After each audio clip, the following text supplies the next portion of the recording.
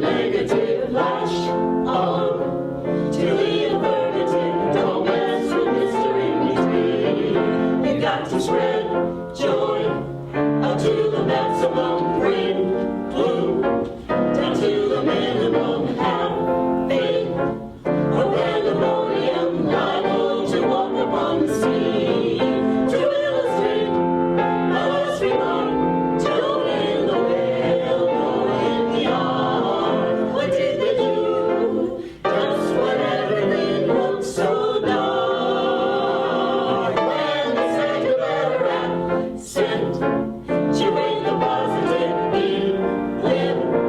They make the negative, lash on to the affirmative. Don't mess with Mr. In Between. No, don't mess with Mr. In Between. You got to accent, you ain't the positive, be limb. And make the negative, lash on to the affirmative. Don't mess with Mr. In Between. You got to swing joy up to the maximum. Bring gloom down to the minimum. Have faith or pandemonium, liable to walk upon the sea. To illustrate my last remark, Jonah in the whale, nor in the ark. What did they do? Just when everything looked so dark. When they said you better accent, you ain't the positive, be limb. And make the negative, lash on to the affirmative. Don't mess with Mr. In Between. No, don't mess with Mr. In Between. No, don't mess with Mr. In Between.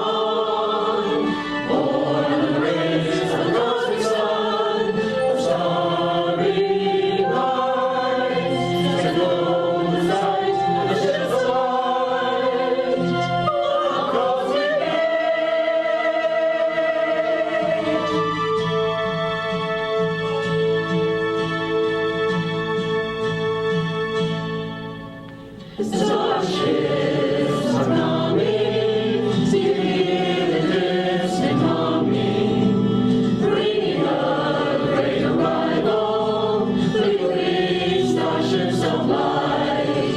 The star people are bringing a cosmic age of reasoning, a brotherhood of inner space, into an infinite mind. Powered by love, our starships through space. Starships are coming, ships of light descending. The star dwellers from inner space bring the life force of light, a message of love for a great cosmic age. Planet Earth is changed. We feel the sun again, a golden dawn, born and raised the cosmic sun, a starry night, the golden sun of the ships of light, our cosmic Because with alternating current, we can put one plant at Niagara Falls, and we can send that power to New York, or just about anywhere really, and they'll be able to light up their entire city utilizing that one power plant. With direct current that was being argued by Edison as the way to go, you had to have a power plant about every square mile. There had to be a power plant. So a power plant, you Each neighborhood would basically have their own power plant. So there's this tremendous argument going on between the two of them, and that is the one thing that J.P. Morgan did right, because he said, well, it makes so much more sense to use Tesla's vision rather than yours, Edison. But, you know, as is the case in this circumstance and many others, who did they teach us about in school when we were growing up? Edison. Nobody taught us anything about Tesla. I didn't know about Tesla until I came here to Unarius, and then I went, well, what's he? Who is he? And it's so true that these higher intellects that come here so many times are smeared, and they're kept from, you know, really being able to reveal and do what they came to do. So you have this argument going on that Tesla eventually won, and when all is said and done, it wasn't because J.P. Morgan was some altruistic guy. He recognized, well, I can make money off of Tesla, and it's going to cost me more money if I use Edison's power system. So he went with Tesla's power system. But at that same time, there was tremendous arguments going on about and dissension because guess what was happening at that point in time? We were coming into the Industrial Revolution, and we started polluting our world. Factories were polluting our world. Cars were polluting our world. Boats and ships that were crossing the Atlantic or wherever they were going using coal were polluting our world. And that was one of the things that upset Tesla.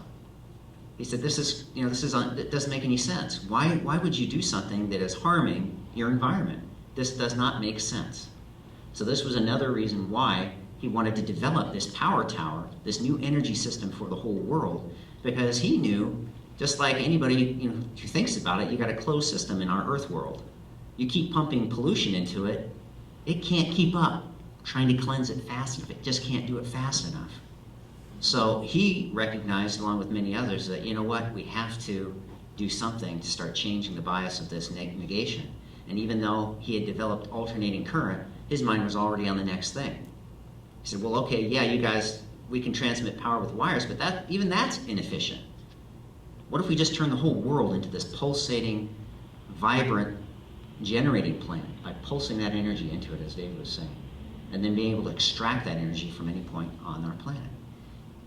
So in doing that, he had many conversations with different people throughout our world on how we shouldn't be doing this. And one of them was a fellow that was Lord Kelvin in England, who said to him, this is 100 years ago, so just wrap your head around this. 100 years ago, he said, until you get your powerless energy system working for our planet, we should be utilizing wind energy and solar energy to power our world.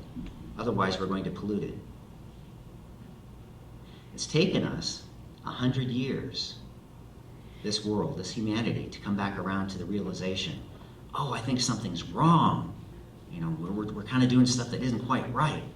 So that's the mentality that he had to work with at the time, and that is the thing that is so wonderful now, is that we've finally reached that point where our back is up against the wall as a humanity to say, not only do I not want to pollute the world, but I want to make the world a better place.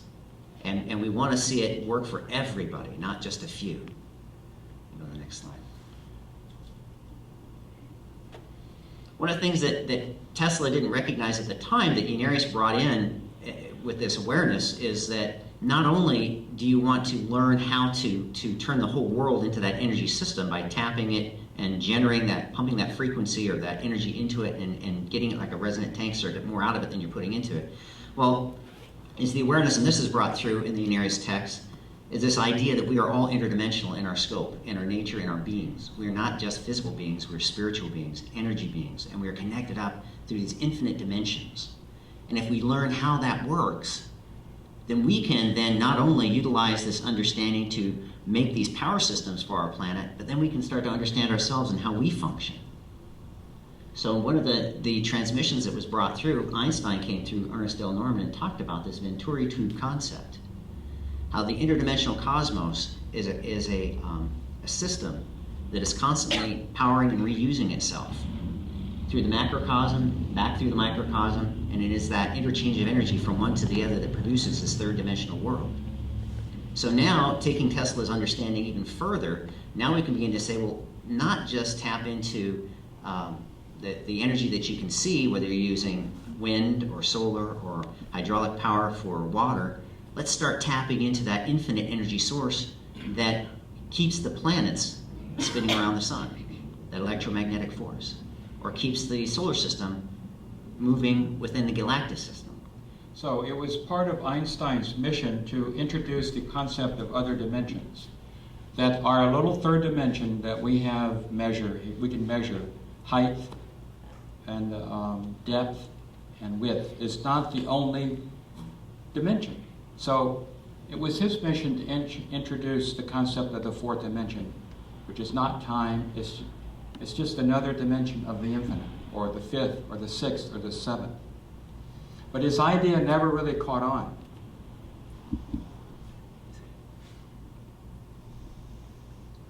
So, anyway, what we have is a problem with our nuclear energy generating situation, because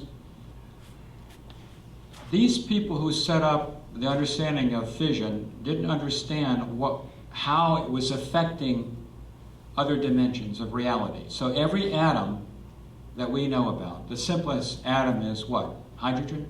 All right. Carbon? You know all those things? All right. So each of those atoms expresses itself in this dimension, physically. But its true source, the causal force, is through the vortexual energy sources that are linked up to the higher dimensions. So, especially the fourth dimension. So when they exploded these atomic bombs, they unknowingly tapped into the fourth dimension, and they brought all that energy very quick in a flash. It was very destructive. So they figured out, well, if we could harness this through slow fission or controlled fission, then we would realize an infinite power source, correct?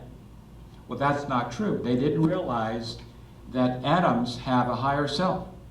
And you go and you start monkeying around with these other dimensions, and guess what? Other dimensions you're affecting. You're affecting other planets. So, for one thing, the nuclear power generating, the whole philosophy of it is not in harmony with nature. Tesla offered technology that was in harmony with nature, and that's what we're going to get into. So, when they started experimenting with these atomic bombs, these scientists unknowingly tapped into the fourth dimension, and other planets sensed this misuse of energy. You follow me? And so they started sending UFOs here. In 1945 or so, they started investigating the source of all this energy. They detected some of their weather on their planets was being adversely affected, and it adversely affects us too here in our world, which is too lengthy to go into. But the main thing we're trying to get across is atomic energy, the way it's being done, is without the true understanding of the infinite intelligence or interdimensional physics, and therefore it's out of harmony with nature. The Tesla coil is putting out a field of force, and the fluorescent just shows that it's there, right?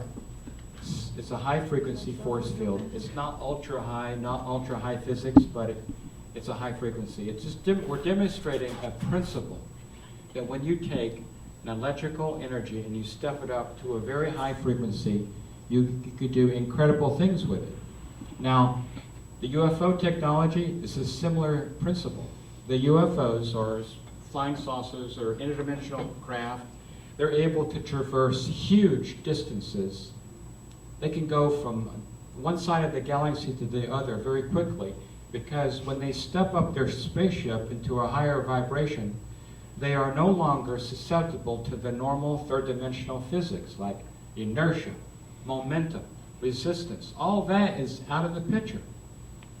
They can go from one side of the galaxy to another one in a week if they wanted to. There's no limit. In fact, Einstein demonstrated that the speed of light is relative to the dimension that it's in. When light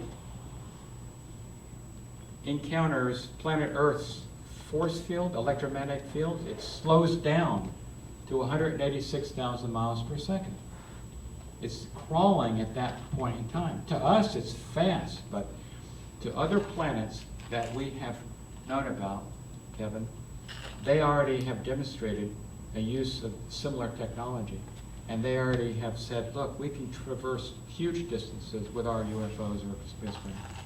So when Uriel psychically contacted Lum of the planet Brundage, which is in our galaxy, he described through a series of telepathic transmissions, and they were all recorded on a reel-to-reel and then made into a book, and you can hear the audio. The audio is incredible of all of these stories. This is one of 32 other stories that are riveting, aren't they? They really are. Now, Lum had developed robots, but the robots were not designed to look like humans. They were just kind of computer looking devices that can move around. And one of their primary functions was to move underground. Brundage had become experts at studying geology and the movement of energy below the surface. And they had discovered energy patterns, very interesting concentrations of force fields underneath their crust, underneath their surface of their planet. So they had devised many different tunnels to go down there and research them. Now, many thousands of years ago, the planet had already erected the power tower that we're talking about. One of the advanced beings had already built it thousands of years ago, but the people who, over an evolutionary period of time, they completely forgot about their purpose. So, next slide. This was the robot called Nur. And Lum was down in one of the tunnels that was so deep that the electromagnetic field had prevented any communication with his higher self, so to speak, because of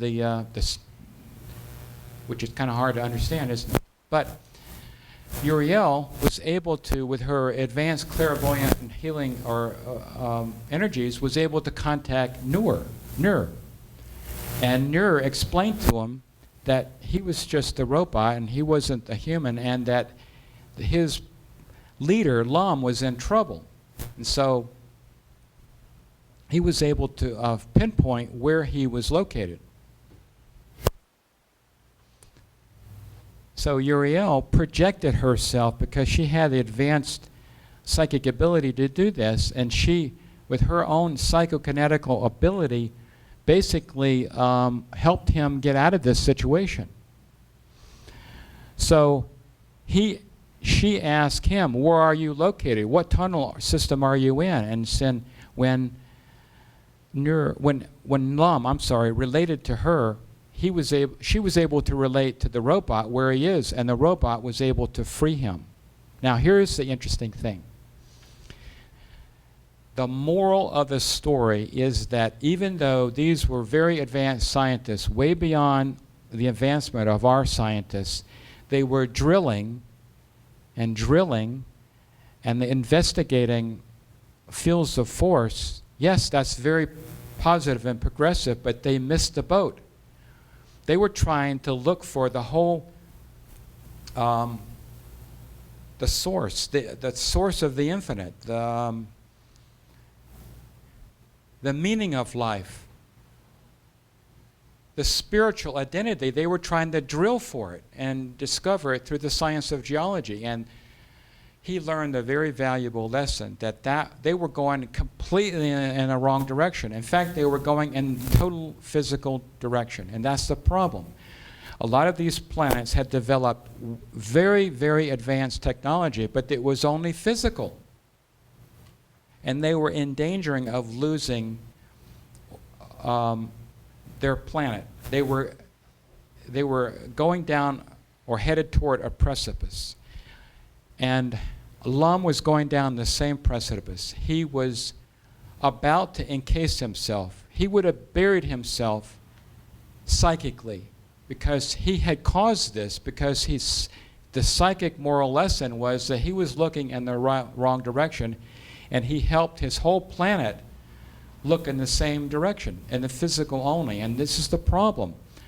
You have to incorporate the spirit side of our physics. You have to have that joining of science and spirit. Otherwise, your physics will evolve into purely physical only, and it will self-destruct because you're leaving out the most important part. And this is what Unarius spells out. Another one of the planets that Uriel contacted is Xena, who's the polarity of that planet, a planet Anzia. And when she contacted this world, Xena, she actually got in touch with Anna mentally. That was Xena's polarity, and you can see them up on the top left.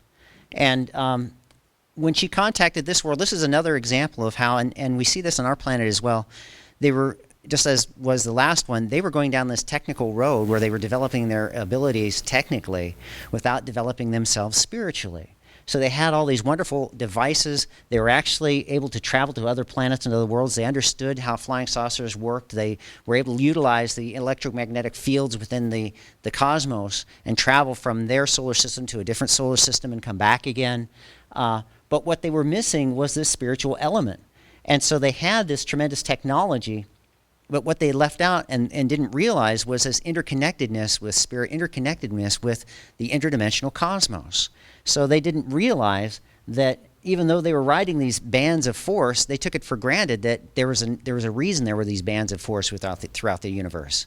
That those bands of force that we see are a physical representation, even though we don't see them, we see their effect in the way the planets move around their suns, and the suns are throughout the cosmos and the galaxy. They didn't realize that, as a scientist doesn't today on our world, there has to be a force behind that force. You just don't get something out of nothing. Where's that force coming from? That force is coming from that interdimensional cosmos, that centrifuge that David was talking about earlier, that fuels, that powers, that surrounds all physical elements in our world. So with Uriel's contact, she was able to get them to realize and recognize, there's more to life than having a faster spaceship. There's more to life than just going from A to B. You have to recognize, and your planet is not doing what it can be doing in a positive and progressive way if you're not recognizing the spiritual part of your nature. And I'm not talking about religion, because religion has it all backwards. May I interject? What we mean by that is the fact that we've lived before. Yes. In many lifetimes. The fact that we're on a spiritual evolution. The fact that we just have one physical body for a brief period of time means that we're trying to learn certain lessons that are of a soulic nature.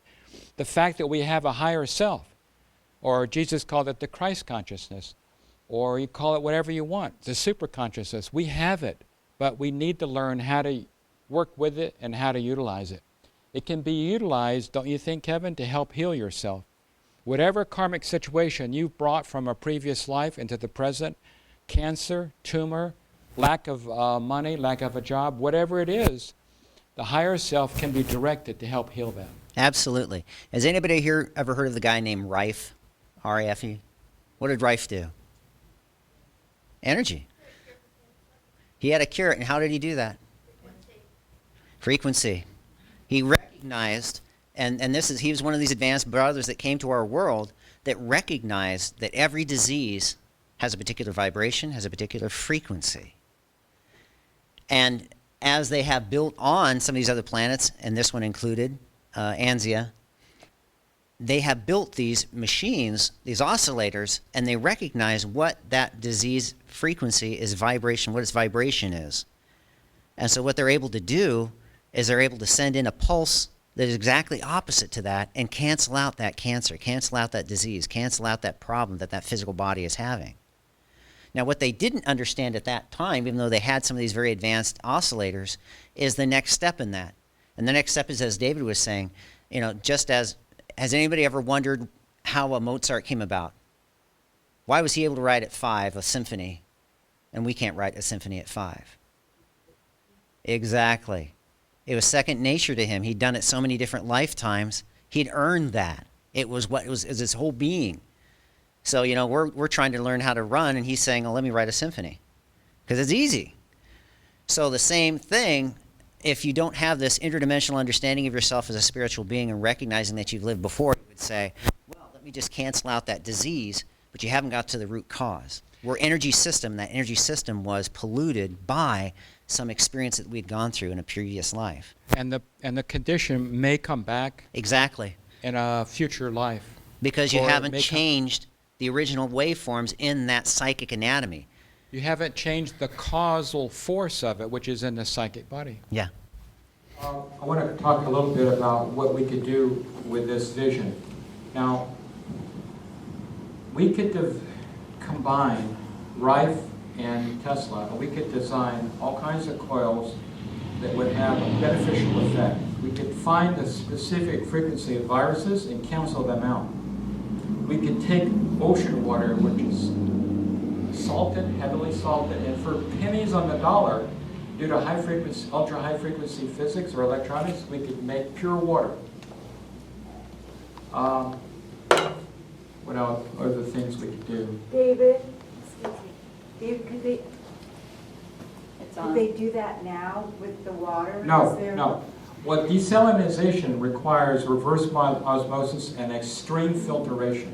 That's the only way they can do it. But there are other ways. If you read Ernest Norman's books, you'll find out he planted the seeds of how we could utilize cheap desalinization. We'd have plenty of water. We would not have to worry about drought conditions. We would learn to control the weather, which is what they do in other planets like Vixal. They've learned to control the weather. And all by utilizing electronics and understanding that we are energy in a field of energy vibrating at a specific frequency. And our job to step on the path of light, you know what I mean? On the spiritual path is to continually raise our frequency, to be a light bearer, to go out and say, hey, guess what? There's more ideas than just the standard negative things that we're inundated with. So the more we learn to think in a positive way, the more we'll attract these positive technologies. Is that? And it's So, really, it's so the- important to know yeah. because the thing is that people, because we hear this too, well, why don't we have this right now? Why don't we do this right now? Our scientists are being inspired, but there's another level here that needs to be understood, is that we as a humanity have to become spiritually mature enough to be able to get some of these new technologies on our planet. Right. Look what happened to our world when Einstein said that such a thing is a fourth dimension. First thing we had to do is we had to go out and develop an atomic bomb. You know, so these brothers, these space brothers who are inspiring all of us and inspiring the scientists as well, they're not going to let us have some of these top-grade secrets until we prove that we are ready to be a more loving, peaceful neighbor, you know, for lack of a better term. Then we're going to start seeing more of this stuff come into manifestation on our planet. The more immoral we become, the more we misuse things, the more we in danger of this planet self-destructing. But that's not going to happen because we have a new age. You ever heard of the Aquarian age? Well, we call it the spiritual renaissance. It's happening. It's already beginning. It's our job, like I said, to fan it as much as we can. And due to the spiritual age that's coming in, called the Aquarian age, we will learn to use all of these things in a positive moral responsibility. That's what we have a new age for. That's why it's necessary for this world to have one, is to learn this moral integrity and to live in tune with your higher self. So that's what we have in store for planet Earth. It will be positive. It will be full of this beautiful technology. When is that going to happen? We can't tell you. It's up to us to develop this.